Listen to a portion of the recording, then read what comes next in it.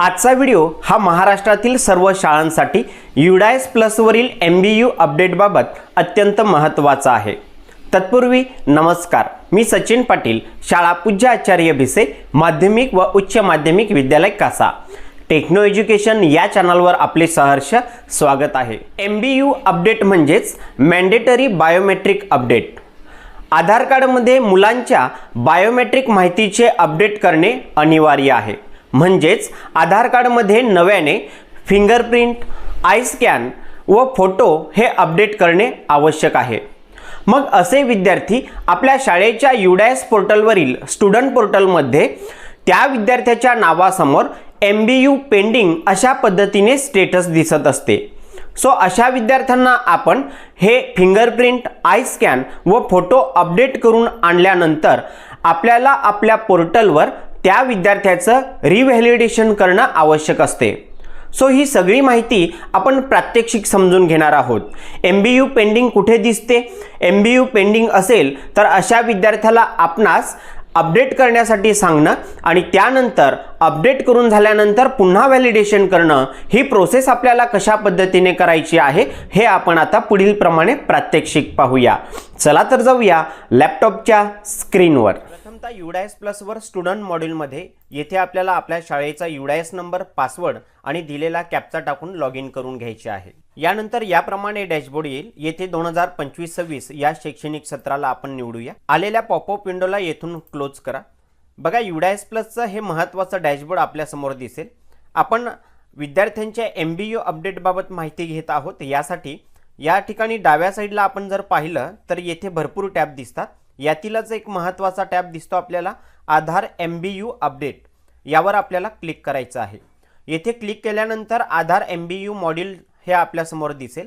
येथे आपल्याला आपला जो काही वर्ग आहे हा वर्ग निवडायचा आहे। त्यानंतर जो काही क्लास असेल तो निवडायचा आहे आणि त्यानंतर गो या टॅबवर आपण क्लिक करणार आहोत। यावर क्लिक केल्यानंतर आपण येथे पाहू शकतो की आपल्याला विद्यार्थ्यांचं नाव, त्यांचा पेन नंबर, थोडक्यात त्यांची काही डिटेल्स दिसत आहेत। आणि सगळ्यात शेवटी जर पाहिलं तर आधारबाबत एक कॉलम आपल्याला दिसतोय। सो त्यामध्ये आपण जर पाहिलं तर पहिल्या विद्यार्थ्याच्या समोर MBU स्टेटस जे आहे हे MBU स्टेटस त्याचं पेंडिंग दिसतंय। येथे सगळ्यात महत्त्वाची माहिती देणार आहे, ही काळजीपूर्वक बारकाईने ऐका, जेणेकरून आपल्याला काम करताना कोणतीही अडचण येणार नाही। या ठिकाणी आपल्याला MBU स्टेटस हे 3 प्रकारचे दिसू शकतात। एक म्हणजे MBU पेंडिंग।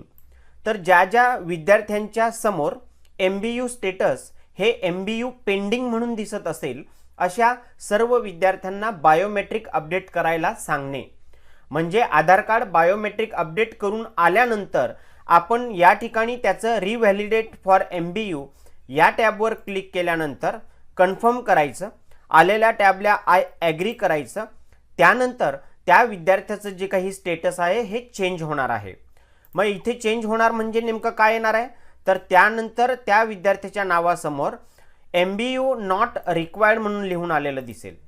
म्हणजे पहिला आपण पाहत आहोत ते म्हणजे त्या विद्यार्थ्याच्या नावासमोर जर MBU पेंडिंग असेल तर त्या विद्यार्थ्याला त्या विद्यार्थ्याचं आधार कार्ड हे बायोमेट्रिक अपडेट करायला सांगणे, नंबर 1। आता नंबर 2, ज्या विद्यार्थ्यांच्या नावासमोर MBU स्टेटस हे MBU नॉट रिक्वायर्ड म्हणून लिहून आलं असेल अशा विद्यार्थ्यांना बायोमेट्रिक अपडेट करण्याची आवश्यकता नाही, कारण त्यांचं ऑलरेडी बायोमेट्रिक अपडेट आहे।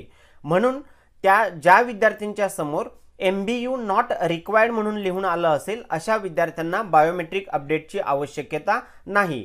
सो अशा विद्यार्थ्यांच्या समोर आपल्याला काहीही करायची गरज नाही। आणि नंबर 3, ज्या विद्यार्थ्यांच्या MBU स्टेटस नावासमोर त्याचं स्टेटस हे NA नॉट ॲप्लिकेबल म्हणून लिहून आलं असेल, सो अशा विद्यार्थ्याच्या खाली व्हॅलिडेट म्हणून MBU असा एक टॅब दिसतो, त्यावर आपल्याला क्लिक करायचं आहे। त्यानंतर त्याचं रिक्वायर्ड आहे का पेंडिंग आहे हे आपल्याला दिसेल। सो त्यानंतर पुढील कार्यवाही करायची आहे। म्हणजेच नॉट ॲप्लिकेबल असेल तरची गोष्ट, म्हणजे हा तिसरं स्टेटस आपल्याला दिसेल तेव्हा। सो अशा पद्धतीने आपल्याला हे 3 महत्त्वाचे स्टेटस या ठिकाणी दिसतील। तर आपल्याला याप्रमाणे काम करायचं आहे। पुन्हा एकदा सांगतो, MBU स्टेटस पेंडिंग जर दिसत असेल तर अशा विद्यार्थ्यांना आपल्याला बायोमेट्रिक आधार कार्ड अपडेट करायला सांगणं, त्यांनी अपडेट करून आणल्यानंतर 8 दिवसात आपल्याला या ठिकाणी रिव्हॅलिडेट फॉर MBU हा एक टॅब दिसतो, यावर क्लिक करायचं आणि कन्फर्मवर क्लिक करून आय ॲग्रीवर क्लिक करायचं. त्यानंतर त्याचं आधार जे काय MBU आहे हे या ठिकाणी आपल्याला व्हेरीफाय झालेलं दिसेल. दुसरं म्हणजे ज्या विद्यार्थ्यांच्या नावासमोर त्याचा MBU स्टेटस हे नॉट रिक्वायर्ड लिहून आलं असेल त्यांना बायोमेट्रिक अपडेट करण्याची आवश्यकता नाही. तिसरं म्हणजे ज्या विद्यार्थ्यांच्या MBU स्टेटस हे NA नॉट ॲप्लिकेबल म्हणून लिहून आलं असेल तर अशा विद्यार्थ्यांच्या टॅबच्या खालीच व्हॅलिडेट फॉर MBU म्हणून लिहून दिसेल, त्यावर क्लिक करायचं. त्यानंतर तो रिक्वायर्ड आहे का पेंडिंग आहे हे आपल्याला येथे दिसेल आणि त्यानंतर आपण पुढील कार्यवाही ज्या वरील विद्यार्थ्यांसाठी केलं त्याप्रमाणे करावयाच्या आहे. सो अशा पद्धतीने हा जो काही नवीन टॅब आलेला आहे MBU अपडेट बाबत, मी आशा करतो की आपणास दिलेली ही सर्व माहिती ही निश्चितच समजली असेल. चला तर भेटूया पुढील एका नवीन व्हिडिओ सोबत. धन्यवाद.